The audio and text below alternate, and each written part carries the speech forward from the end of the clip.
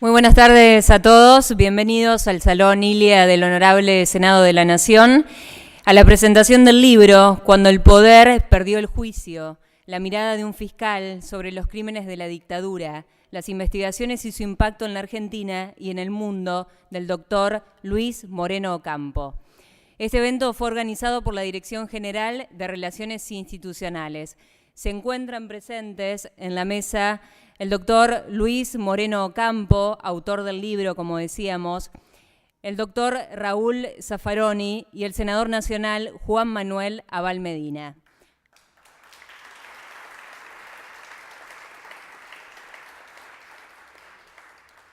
Acompañan la doctora Lía Méndez, directora general de Relaciones Institucionales del Senado de la Nación, y el subdirector del área, Jorge Pardés, estudiantes y público en general. Escuchemos ahora la palabra de presentación de la doctora Lía Méndez, directora general de Relaciones Institucionales del Senado.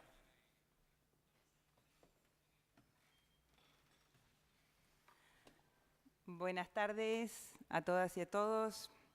Es un grato momento de compartir la presentación de la obra Cuando el poder perdió el juicio, del doctor Luis Moreno Ocampo.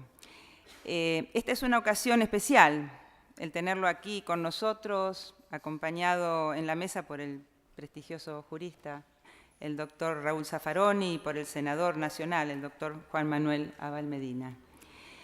Desde la Dirección General de Relaciones Institucionales del Senado, pensamos que la presentación de este libro era la forma de conmemorar el 24 de marzo, Día de la Memoria, la Verdad y la Justicia, dándonos la oportunidad de recordar, reflexionar y conocer un poco más sobre cómo hacer para no reeditar los abusos desde el poder con tan lamentables consecuencias.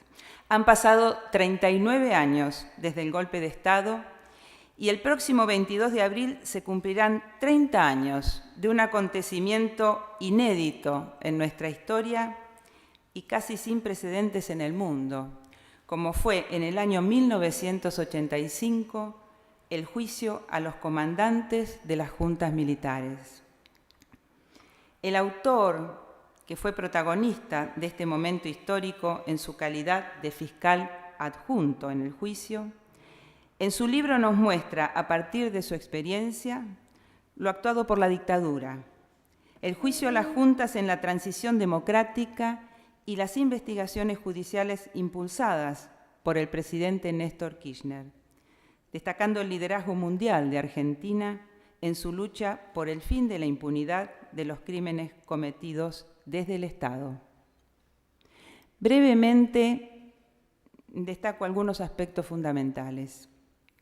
El juicio a las juntas como precedente fundamental al que se pudo llegar gracias al trabajo previo que dio forma judicial a las denuncias por diversas violaciones a los derechos humanos que habían sido recibidos por la CONADEP, encauzándolas hasta arribar al juzgamiento de los responsables, a la vez que abrió el camino para la investigación con posterioridad de otros crímenes y violaciones a los derechos humanos.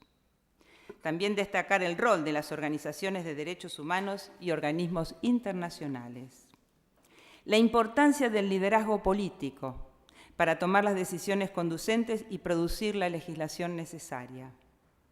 La puesta en funcionamiento de la Corte Penal Internacional en el 2003, ámbito en el cual el doctor Moreno Ocampo se desempeñó como el primer fiscal general, y la posibilidad de contar con una instancia judicial internacional tendiente a proteger a los ciudadanos de los abusos y delitos cometidos desde los gobiernos de sus propios países.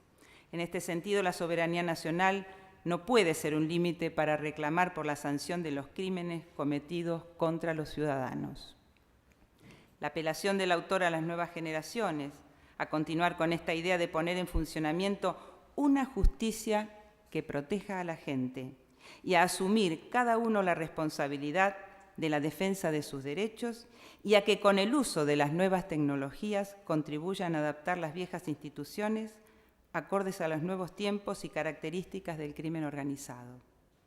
Por último, la importancia de promover la educación por la paz y la no violencia a través de una activa difusión popular en los medios de comunicación, del arte y la cultura.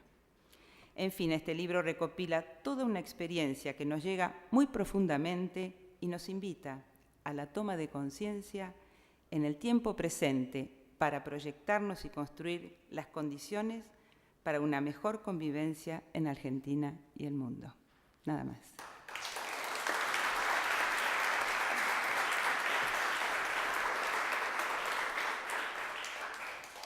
Antes de seguir, tenemos una adhesión del vicepresidente de la Nación y presidente del Honorable Senado de la Nación, el doctor Amado Boudou, quien agradece muy especialmente la invitación que le cursaran para asistir a esta presentación del libro Cuando el poder perdió el juicio.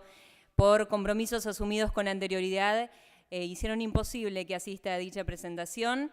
Llega el reconocimiento por este maravilloso ejemplar y de igual manera quiere hacerle llegar a los presentes y al disertante invitado, el doctor Raúl Zaffaroni, un cordial saludo.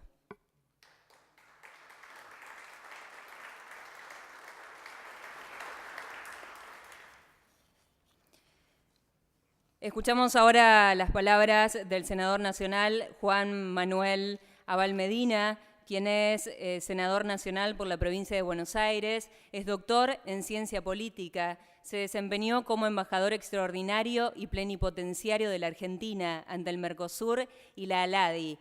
Fue jefe de Gabinete de Ministros de la República Argentina desde el 10 de diciembre de 2011 hasta el 18 de noviembre de 2013.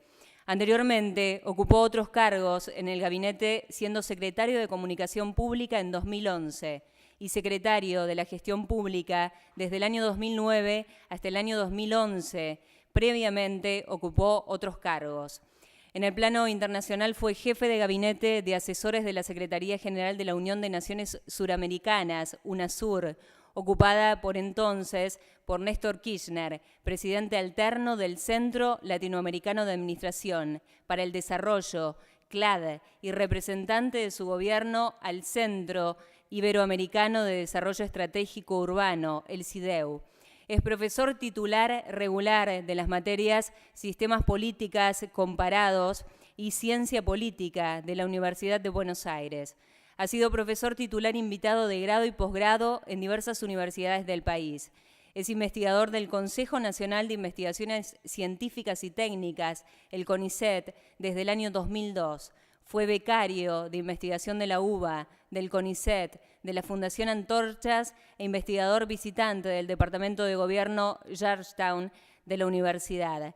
Ha publicado más de 10 libros como autor y o editor y artículos en decenas de revistas académicas y notas de opinión en los más diversos medios de comunicación. Escuchamos ahora sí la palabra del senador nacional Juan Manuel Abal Medina. Bueno, muy buenas tardes a todas y a todos. Muy brevemente porque estamos acá, igual que todos ustedes, queriendo escuchar a estos dos grandes figuras que me acompañan. Quería muy simplemente agradecer a la directora, a mi amiga, por esta invitación que me permite compartir este atril, aunque sea unos breves segundos, con estas dos grandes personalidades que hoy me acompañan. Yo, como se escuchaba de mi currículum, vengo de la ciencia política y había tenido históricamente una mirada, si se quiere, no muy amigable del tema del derecho, ¿no? En general, los que estudiamos ciencia política no nos gusta mucho el derecho, estudiamos ciencia política, no nos gusta ni mucho el derecho ni mucho la economía. Bueno, y a mí me tocó en mi carrera, sobre todo en la gestión pública, empezar a entender que el derecho es el idioma con que está escrito el Estado.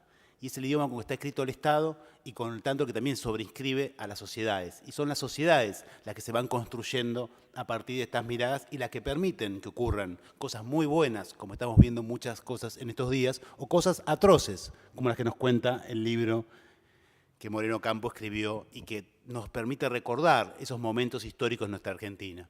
Yo era muy pequeño en esos años, era un niño que casi no tenía mucha idea, salvo lo que iba ocurriendo, lo iba sufriendo en carne propia, pero digamos no era un protagonista de esos momentos, y no puedo recordar de la sensación de apenas volver del exilio y conociendo ya de gran manera todo lo que iba ocurriendo en nuestra Argentina, esa enorme emoción que nos dio escuchar ese juicio, ver ese juicio y por primera vez ver a los genocidas sentados en los banquillos de los acusados. Yo creo que eso marcó profundamente nuestra generación y nos permitió pensar que otro país era posible. Nos permitió pensar que todos esos horrores que también se describen en el libro, que tanto nos ha enseñado también nuestro querido profesor Zaffaroni, nos permitían salir de ese horror.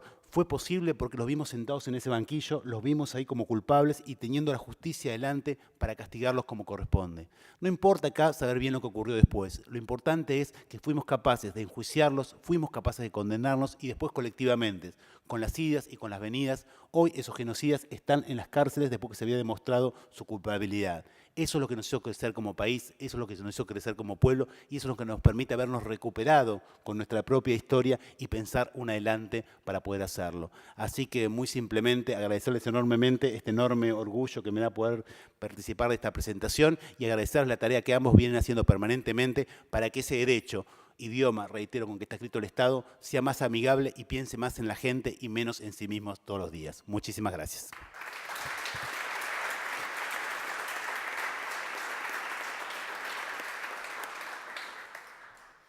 Antes de escuchar al doctor Raúl Zaffaroni, lo presentamos formalmente. Es catedrático emérito de la Universidad de Buenos Aires y uno de los tratadistas más importantes de la ciencia penal iberoamericana. Ex ministro de la Corte Suprema de Justicia de Argentina. Es profesor emérito y director del Departamento de Derecho Penal y Criminología de la Universidad de Buenos Aires. Doctor en Ciencias Jurídicas y Sociales por la Universidad del Litoral en 1964.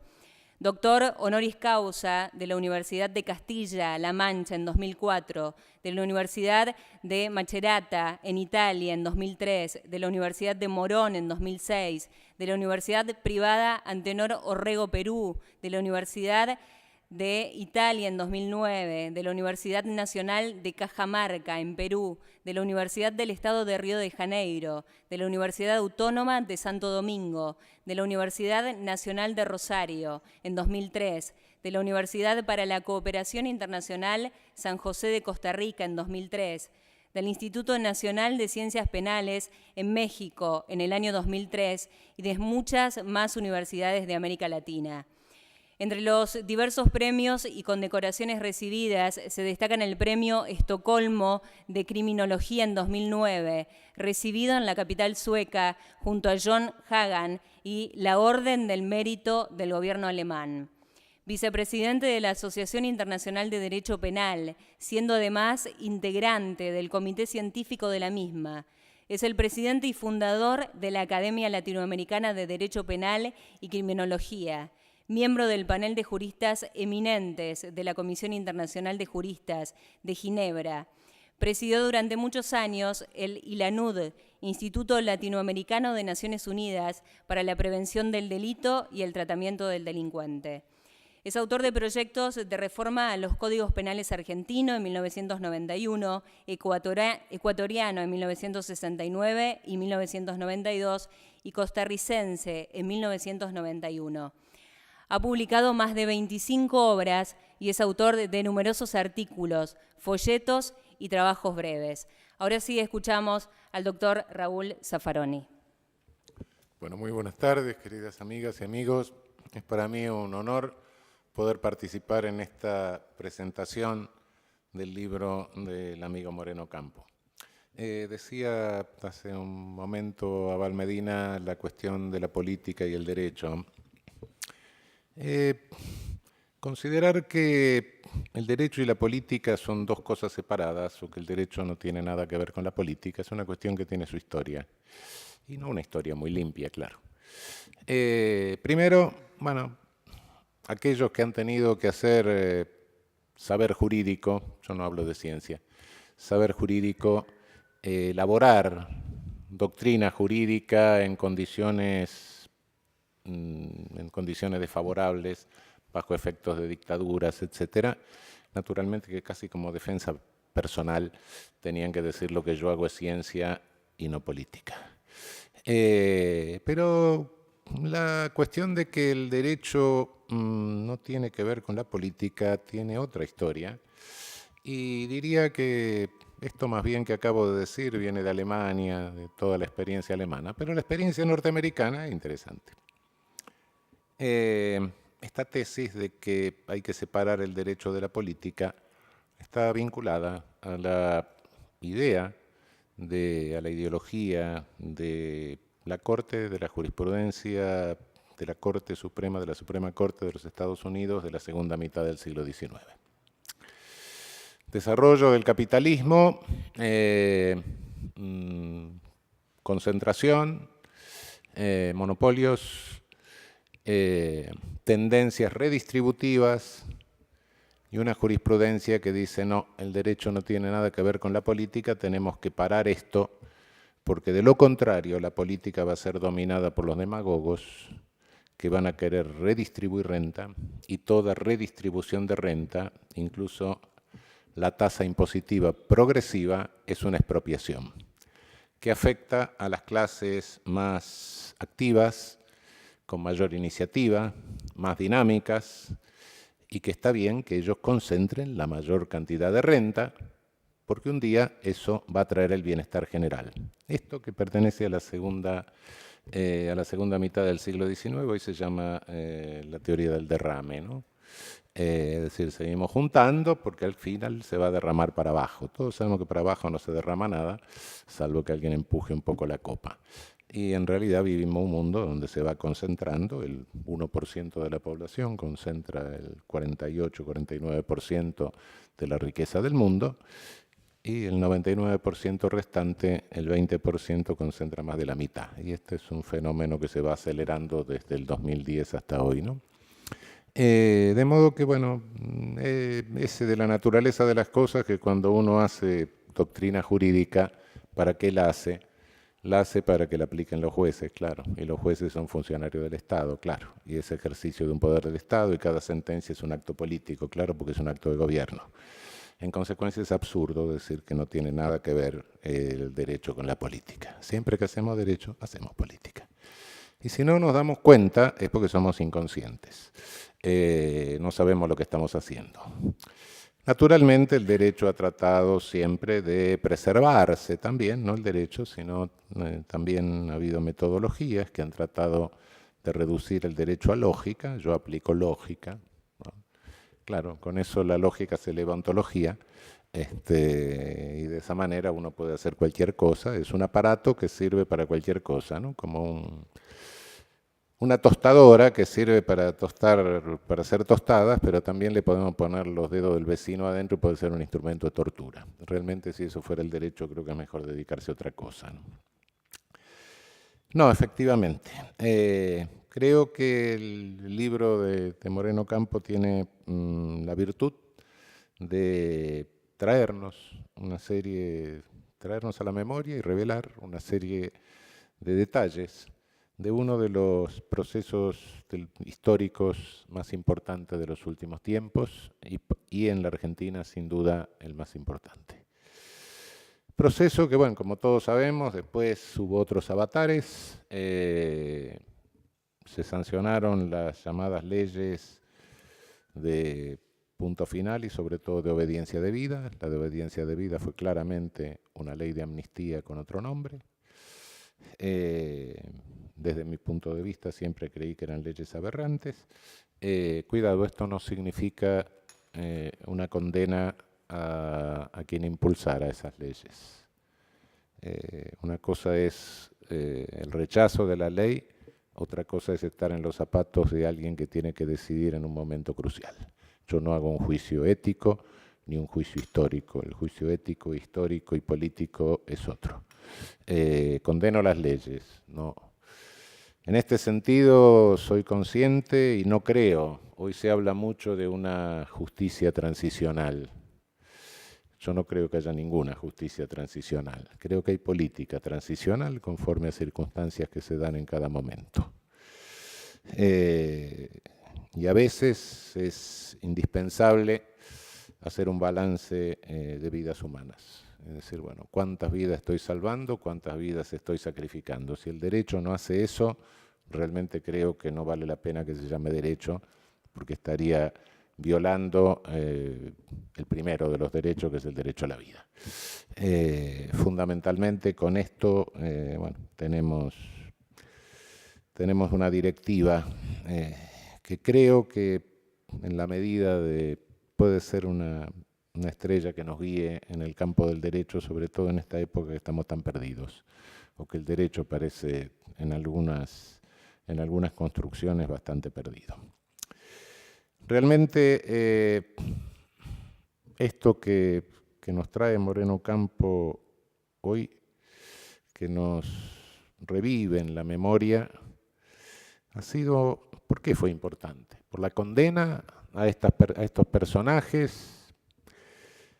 Bueno, yo creo mucho, creo poco, cada vez menos en el efecto de las penas, no tiene mucha importancia.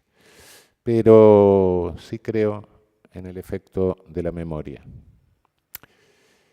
De no haberse llevado a cabo este juicio, la sociedad argentina no hubiese tenido una dimensión exacta de la catástrofe y de las aberraciones que había sufrido.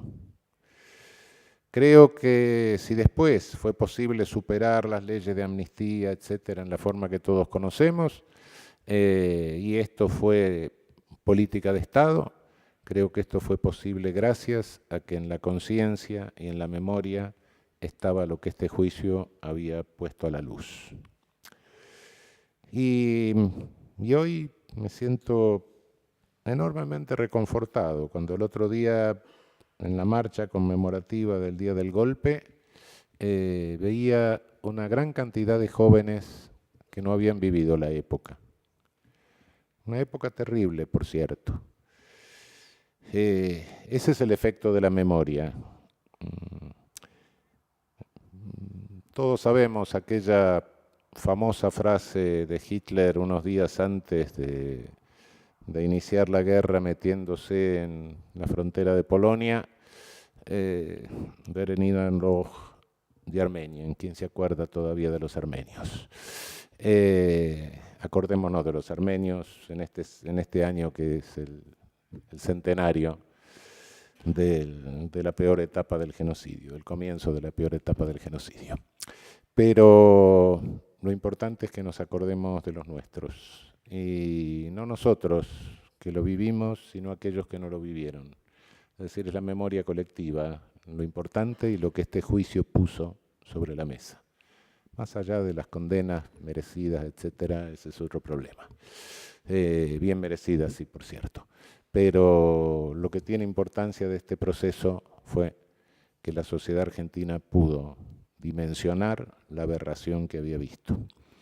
Aberración en que los que vivimos la época siempre nos quedamos, mal o bien, con algún cargo de conciencia, porque no nos dimos cuenta. No nos dimos cuenta hasta que teníamos el monstruo encima. Nadie elige la época en que nace, naturalmente, y nacimos y nos criamos en un país de golpes de Estado, gobiernos civiles medio fraudulentos, con partidos mayoritarios proscriptos. Yo no viví el del 30, pero el del 55 era niño, pero bueno, golpe de Estado con dictaduras medio dictablandas, algún fusilamiento, sí, pero todavía con la penosa dignidad de firmarlo y de hacerse cargo. Alguna bala perdida, algún muerto, pero esas eran las dictaduras nuestras. Nunca pensamos en un Achtung Nebel nuestro, nunca pensamos en una atrocidad como la que iba a suceder en otro régimen de esos de los cuales habíamos estado habituados décadas y décadas y nos habíamos criado. Por eso es bueno recordar esto y estar atento. Que no les pase a esta generación lo mismo que nos pasó a algunos de nosotros. Que no nos demos cuenta cuando tenemos el monstruo encima. Yo creo que no va a volver a haber otra etapa como esta. No va a volver a haber otra dictadura como la que hemos pasado. No. No por virtud nuestra, sino cuidado que no va a volver a verla porque esa etapa se cerró.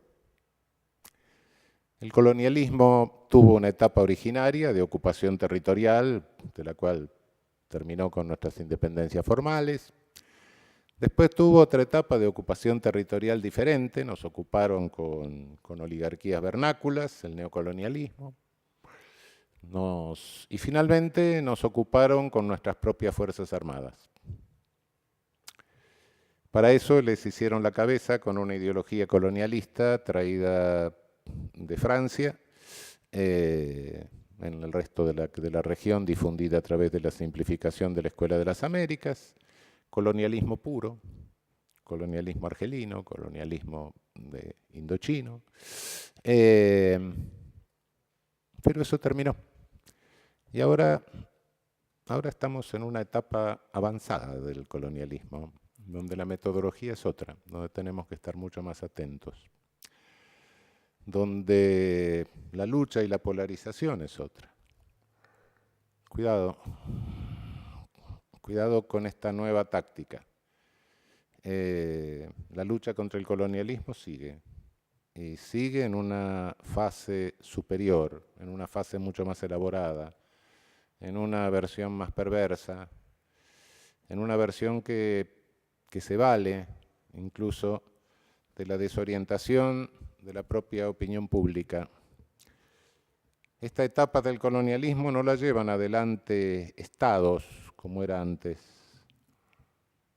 Pueden valerse de estados, pueden valerse de fuerzas políticas, de estados. Evidentemente que hay un mundo central y un mundo periférico, pero dentro del propio mundo central hay colonizados, y cada vez más.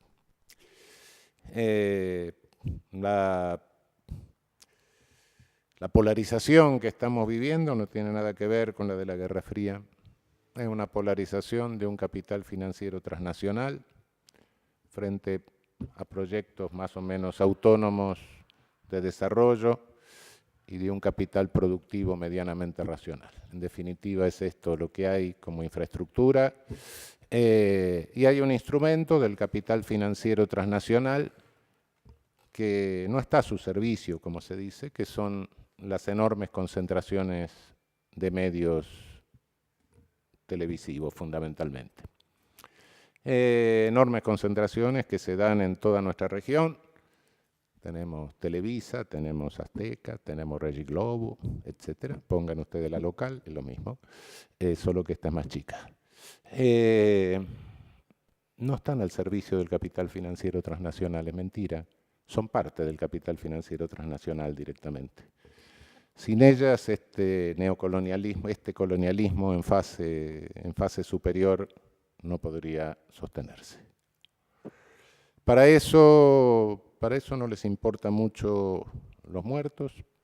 No es menos cruel que los anteriores. No son 43 los muertos de Ayotzinapa, son 100.000 y 20.000 desaparecidos. No son ni 20 ni 30 los muertos de Honduras, son 80 por 100.000 homicidios por año en San Pedro Sula.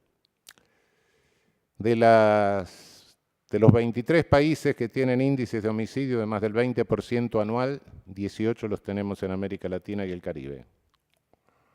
Y además somos campeones del coeficiente de Gini, es decir, del coeficiente de desigualdad en la distribución. La correlación entre el coeficiente de Gini y los índices de homicidio no es casual. Es resultado de una experiencia mundial. No es cierto que exactamente o simétricamente se crucen las curvas de muerte violenta con las curvas de PBI. No es simétrico. Pero sí se vuelve simétrico cuando incluimos el coeficiente de Gini, es decir, el índice de distribución de la riqueza. Estemos atentos a estos signos. Signos que desconciertan, signos que tratan de desviar nuestra atención hacia otros objetivos secundarios, detalles, tonterías. Cuando analizamos el discurso de medios, muchísimas veces vemos permanentemente la tendencia a la tontería, al detalle que que nos desconcierte. Vemos permanentemente la agresión por vía emocional. Vemos permanentemente eso que parece un juego de niños. Y cuidado, cuidado que al mismo tiempo nos ocultan algo. Nos ocultan que cada día tenemos menos vida de adultos. ¿Sí? Una cárcel, ¿qué es? Una cárcel es una institución total donde todo lo que uno hace más o menos en la vida libre se le reglamenta, o lo puede hacer en determinados momentos, o no lo puede hacer. Es decir, se nos vuelve al interno en un efecto regresivo, una etapa superada de la vida, una etapa infantil. Pero cuidado, que esto no es solo la cárcel. Hoy se nos registra todo. Me están registrando lo que estoy diciendo. Me registraron cuando entré. Me filmaron antes de entrar. Cada vez que presento el documento quedó registrado. Cada vez que me toman la huella dactilar quedó registrado. Y no solo eso, sino que además felices nos mostramos y subimos a Facebook, a donde sea, fotos desnudos, un fenómeno, es lindo todo, para que nos controlen más. Y además nos ponemos muy alegres y muy seguros de que nos revisan en el aeropuerto, nos tienen que sacar los zapatos, el cinturón, todo. Fenómeno, estamos contentísimos. Sí, cada vez tenemos una reducción de la vida adulta. De eso no se ve. Eso nos incitan a decir, pida más seguridad. Claro, la seguridad puede tener efectos tremendamente paradojales, ¿no? Claro. Ahora me están protegiendo la salud para que no me mate con cocaína, pero se matan 100.000 tipos y 20.000 desaparecidos, no importa. Claro, ahora bloquean la puerta del avión y el loco está dentro. Bueno, sí, perfecto. Si sirve para proteger la vida, no creo. Y no creo que sirva porque a nadie le importa. A nadie le importa por una sencilla razón. Nadie estudia el fenómeno. Todos opinan, pero nadie lo analiza. ¿Qué investigaciones de campo hay en una región que tiene este problema sobre la violencia letal? Casi nada. Ni siquiera cuantitativa, no tenemos ni las cifras ciertas. Y sin embargo, todo el mundo tiene soluciones, no hay ningún problema. No. Es decir, ¿le interesa realmente proteger la vida o le interesa cómo se proyecta esto a través de esos medios masivos de comunicación social? ¿Qué es esto sino una etapa superior? No, el neocolonialismo terminó. Sí. Y de la etapa última, desgraciadamente, no nos dimos cuenta. Nos dimos cuenta, sí, claro, cuando vimos el monstruo que lo teníamos encima. Antes nunca habíamos pensado que eso nos podía pasar. Confieso que algún día, hace unos 40 años, un poco más, vivía en Alemania y decía, un tipo de 50, 60 años, cada alemán de estos 50, 60 años debe haber estado, ¿no? Y me horrorizaba un poco. Hoy se murieron todos, no importa.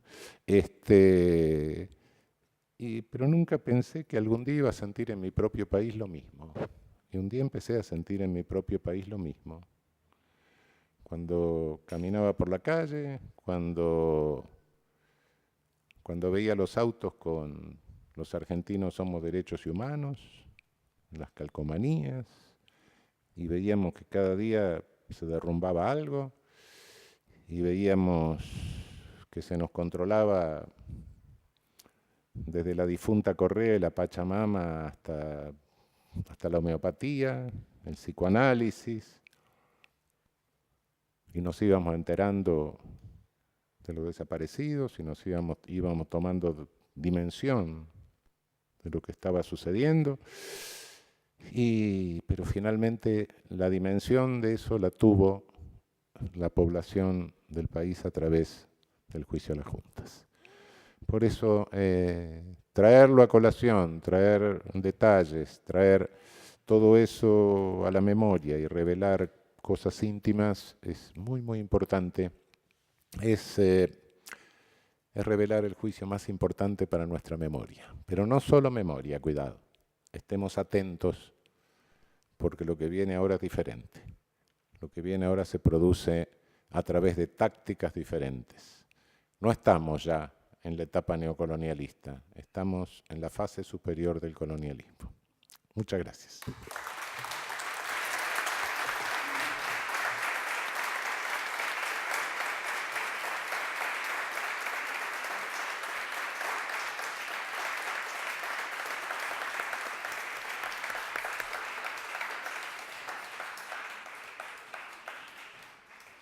El autor del libro Cuando el poder perdió el juicio, el doctor Luis Moreno Ocampo, es abogado y tuvo un rol clave en la transición democrática argentina.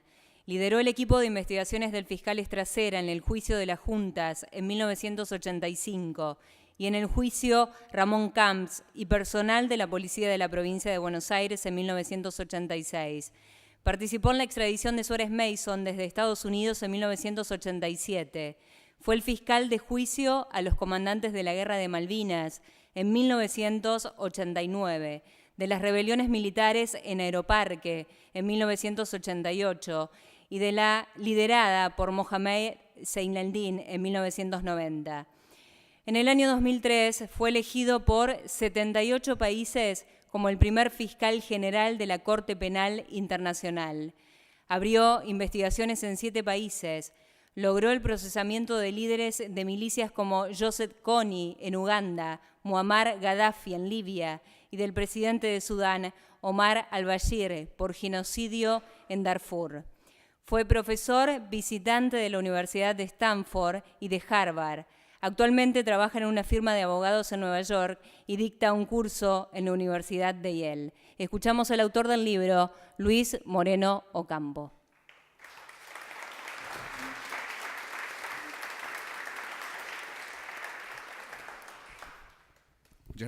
Muchas gracias por estar acá, por haber invitado a estar en esta reunión, por comentar mi libro, por estar en la mesa con ustedes dos. Quisiera saber quién de ustedes trabaja en el Congreso. ¿Levantan la mano? Casi todos levantan. Okay. Bueno, me parece que es interesante entonces comentar un poco lo que tú comentabas, y que él también comentó, que es la relación entre derecho y política. Porque justamente yo nunca fui político, y el juicio de la Junta fue mi primer caso como fiscal. Yo nunca he sido fiscal.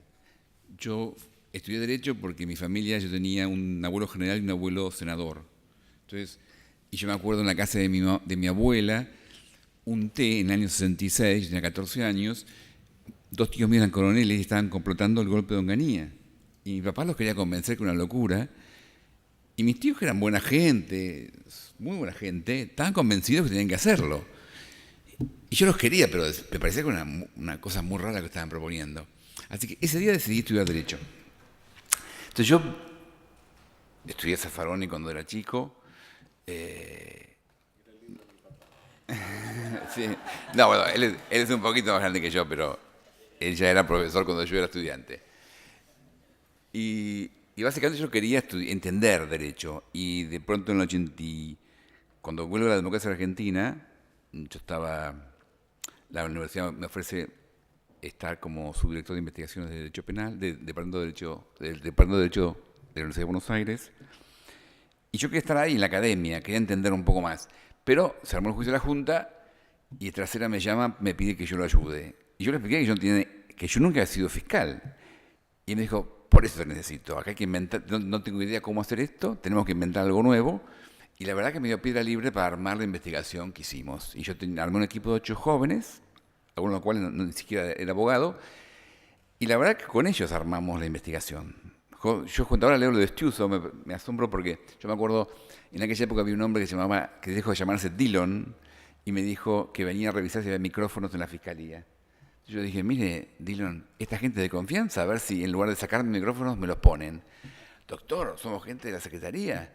Bueno, pero si son nuevos, les puedo creer, pero doctor, llevo 20 años en la Secretaría, me dice Dillon. Así que esa fue mi última conexión con la inteligencia argentina. Y yo por eso ahora cuando leo lo de Estiuso digo, es un error mío no verme focalizado en eso. Pero y justamente aprendimos a investigar por nuestra cuenta. Pero desde mi trabajo de fiscal, justamente el juicio de las juntas para mí fue tener una mirada a la política argentina desde una visión jurídica, que es lo opuesto a lo que vos decías. Y yo creo que hay 2 cosas muy importantes que pasaron en la Argentina, que son políticas. Una, Desde el año 1928 hasta 1983, ningún gobierno democrático, excepto el primero de Perón, que después fue echado en el segundo, terminó su mandato. Fueron todos destituidos por golpes militares. Entonces, eso cambió. Entonces, la política en la Argentina dejó de incluir la posibilidad de un golpe militar. Entonces, ese es un límite importante que el derecho ayuda a la sociedad argentina a marcar, y se acabó, la verdad, los golpes militares en la Argentina. No hay más golpes militares porque los políticos de derecha argentina no están más en los golpes militares. Buscan votos. La Argentina decide democráticamente. Eso es cosa muy importante. La segunda cosa muy importante, que es un efecto del derecho en la política, es que se acabó también la posibilidad de usar la muerte como arma política. En la Argentina se usaba la muerte como arma política. Sindicatos, guerrillas, militares. Eso terminó. Por eso es tan grave lo de Nisman, porque eso es como una especie de señal que podemos volver para atrás y por eso tenemos que reaccionar. Yo creo que esos son dos factores que cambiaron. Y justamente lo que yo intentaba hacer con el librito ese libro básicamente recoge lo que yo iba viendo cuando estaba en la fiscalía, que lo usaba para condenar a los comandantes. Pero yo pensaba, bueno, pero esto es más interesante, hay que armarlo para contar la historia de lo que pasó en Argentina. Pero lo que yo creo el riesgo, yo coincido con Zaffaroni que no hay un riesgo de que la Argentina vuelva a un golpe militar, pero hay una forma nueva de violencia política que es crimen organizado. Y México es una muestra de eso. Y no sé cómo hacer, no sé por qué la Argentina no está en eso y no sé cuánto puede tardar para que estemos en eso. Entonces a mí me parece que el riesgo más serio de violencia en la Argentina no va a ser tanto por modelo antiguo, sino va a ser modelo moderno, donde el crimen organizado compra política. Va a comprar política, pero no va a ser un crimen desde la política. Y yo creo que esa es la línea que hay que marcar desde la política. Yo creo que justamente, recién charlábamos con Zaffaroni, en la Argentina tenemos que desarrollar mecanismos para investigar crimen organizado. No los tenemos. Y ustedes que están en el Congreso deberían pensar eso. ¿Qué hacemos para tener una estructura de investigación de crimen organizado que no la tenemos? Tenemos un sistema de inteligencia, pero que no podemos tener sistema de inteligencia para adentro. Recién Raúl me contaba la historia de Merkel y Obama. Obama se justifica que ellos solamente espían a extranjeros. Porque en Estados Unidos está bien decir eso, porque no creen en la política, creen que la política internacional no tiene límites legales. Los Estados Unidos creen que hay límites a la política dentro de Estados Unidos, pero no afuera de Estados Unidos. Afuera es anarquía y ellos pueden hacer lo que quieran. Entonces, por eso les parece, cuando Obama se justifica que no espiaban a ciudadanos norteamericanos, sino que solamente espiaban a extranjeros, lo está diciendo como, miren qué bueno que soy. No se da cuenta que para los que estamos en el extranjero, que somos la mayoría, es un problema. Tengo un amigo mío que es profesor de Derecho de Yale, está sacando un libro que él dice que el derecho constitucional americano prohíbe hacer una serie de acciones ilícitas afuera. Me pidió un comentario para su contratapa. Entonces yo le escribí, ¿puede la Constitución americana autoriza al gobierno americano a invadir la privacidad, a poner preso, torturar o matar extranjeros, aliens en el extranjero? Owen Fisk, que es el profesor de Yale, abre un debate importante para ciudadanos americanos y 6,5 billones de aliens que vivimos en el extranjero. El editor me mandó 3 emails seguidos pidiendo que le explique por qué, que estaba muy bien mi comentario, pero ¿por qué ese comentario sobre los aliens? ¿Eso por qué es relevante? No lo podía entender, que eso para los 6,5 millones de aliens que vivimos afuera es muy importante, tener privacidad, tener el derecho a la vida, a nuestra integridad física.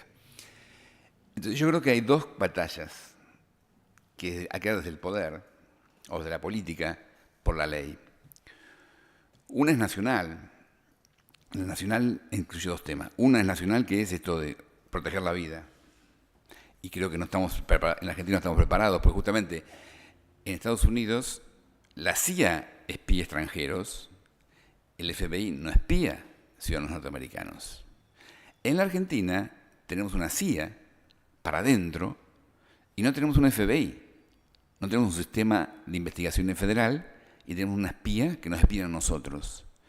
Eso es un tema de diseño que esta casa debería discutir a fondo. Aprovechando que hay elecciones, eso es un debate crucial para los argentinos. Somos aliens en la Argentina. Pagamos a los que nos espían a nosotros. Eso no puede ocurrir. Y además, y justamente cuando uno ve el rol de Estiuso en la causa AMIA, se da cuenta que con ese sistema no vamos a ir a ningún lado.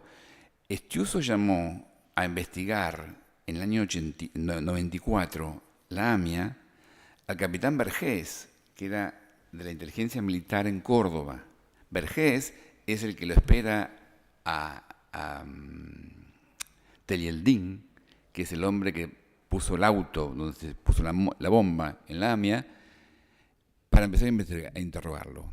Entonces, ese es nuestro sistema de investigaciones. Si ese es nuestro sistema de investigaciones, ¿quién nos va a cuidar del crimen organizado? Y el segundo problema del crimen organizado es corrupción. Por supuesto, se va a infiltrar en el sistema político. Entonces, por eso el tema, creo que una especie de deuda que tenemos en la Argentina, o la dirigencia política tiene con los argentinos, es, así como reconoció que la muerte no es una forma de hacer política, no reconoce que la corrupción tampoco puede ser una forma de hacer política.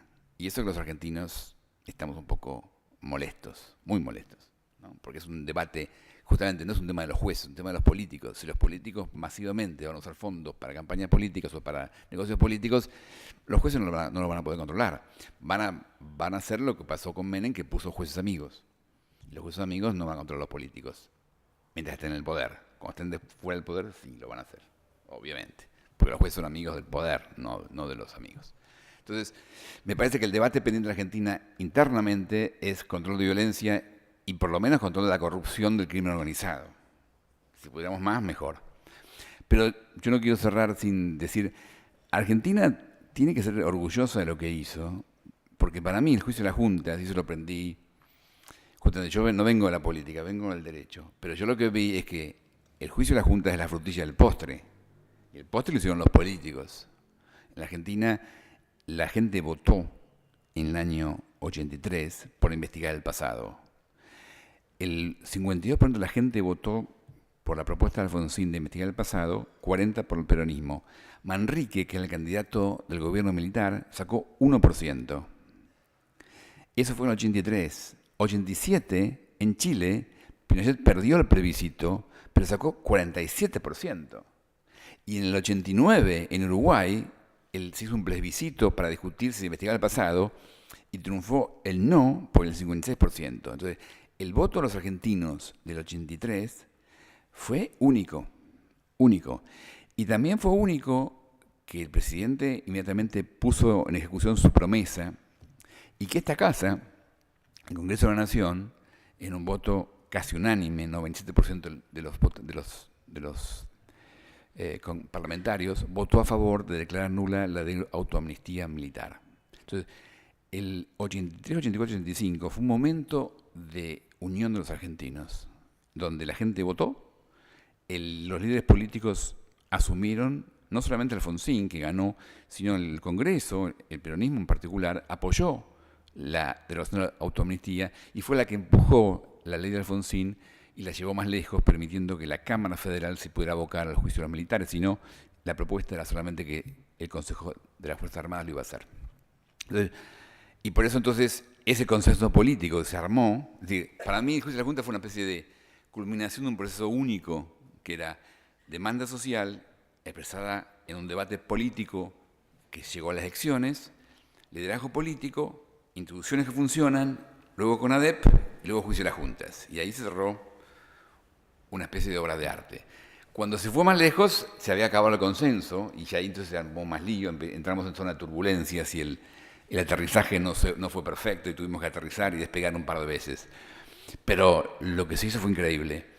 Y justamente cuando yo fui fiscal de la Corte Penal Internacional, lo que extrañaba era eso, era el contexto político que rodeaba. Ahora, me parece, y con esto quiero cerrar, así como hay un condimento en la política nacional, que es los políticos no pueden matar y deberían no usar fondos públicos o fondos privados para objetivos personales, estamos en una era nueva, en una era donde el crimen organizado, las mafias, los grupos fundamentalistas no tienen fronteras. El Estado Islámico opera cruzando fronteras. Es muy interesante porque es un Estado, es un califato con una ideología del siglo XV que opera con tecnología del siglo XXI, cruza fronteras no solamente en el mundo árabe, cruza fronteras en Europa, ¿no?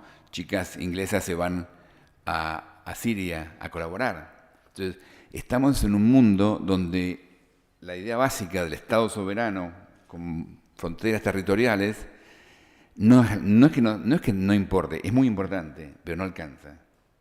Y entonces tenemos que desarrollar cómo jugamos con un sistema de protección de la vida, que está basado muchas veces en ideas de la ley, a nivel global. Y en eso hay un problema muy serio, porque Estados Unidos, que lideró en el Tratado de Versalles y en Naciones Unidas la armada de un orden global, no lidera más en ese rubro. En ese rubro Estados Unidos está para adentro. Y por eso Argentina tiene un espacio ahí. Argentina tuvo un espacio en crear la Corte Penal Internacional. Yo fui fiscal en parte por eso. La actual presidenta de la Corte es argentina también. Pero nos faltan políticos. Nos falta liderazgo político no solamente en la Argentina, sino cómo vamos armando una comunidad a nivel global con un objetivo muy mínimo, que es controlar el crimen masivo. Porque justamente yo creo que los otros temas económicos también son muy importantes, pero no van a ser resueltos por el derecho. Me parece que el derecho sí tiene un rol en cuidar la vida, ¿no? En proteger ciudadanos en Darfur, hoy en Siria, o como fue en el 76 en Argentina. Yo me acuerdo, yo estaba en Ezeiza, me encuentro con Spolky, una persona que tiene, Marcelo Spolky, que tiene un hermano desaparecido, y yo estaba metido en el tema de Darfur, y él me dice, mirá, si hubiera sido fiscal de la Corte Penal Internacional en el 77, mi hermano todavía vivo. Y yo pensaba, bueno, tengo que inventar algo para salvar gente en Darfur, porque claro, eso es lo que la promesa de la Corte Penal Internacional, ayudar a proteger a la gente.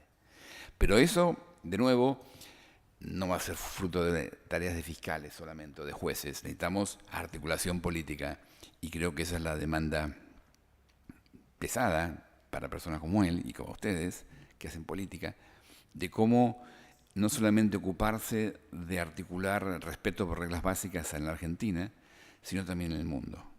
Estados Unidos no lo va a hacer, China no lo va a hacer, Rusia no lo va a hacer. La demanda va a venir de países como Argentina. Pero claro, no son países articulados normalmente acostumbrados a mandar, pero pueden hacerlo.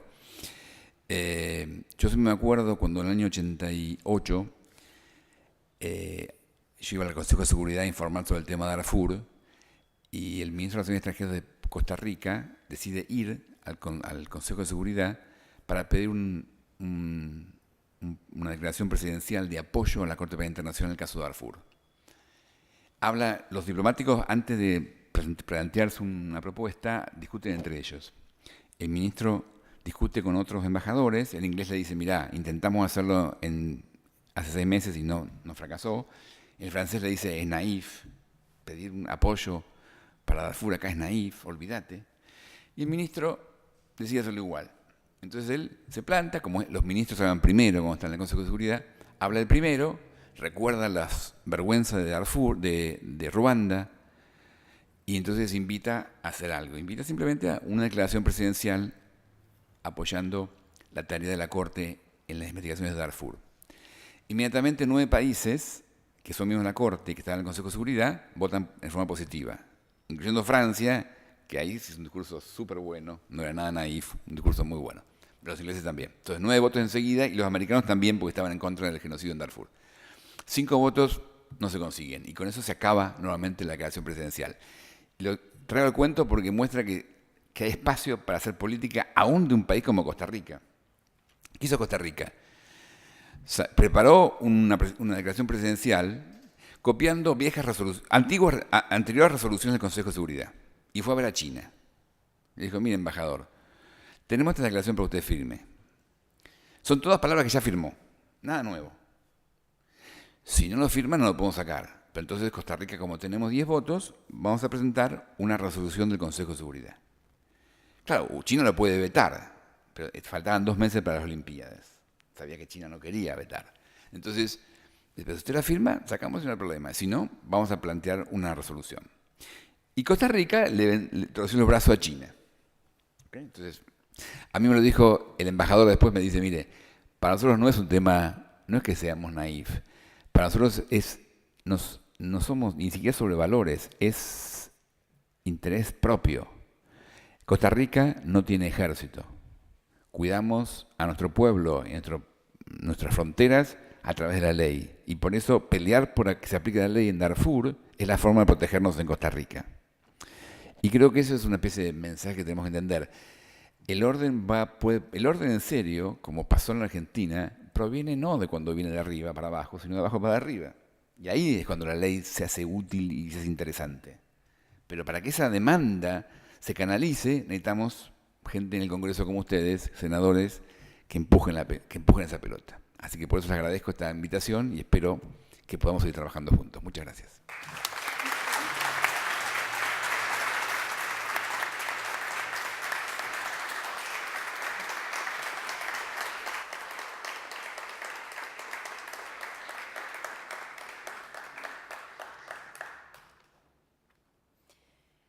De esta forma, entonces, damos por finalizada esta presentación del libro. Agradecemos la presencia del senador nacional Juan Manuel Abal Medina, del autor del libro Luis Moreno Campo y del doctor Raúl Zaffaroni y de todos ustedes por su presencia en este acto. Muchas gracias.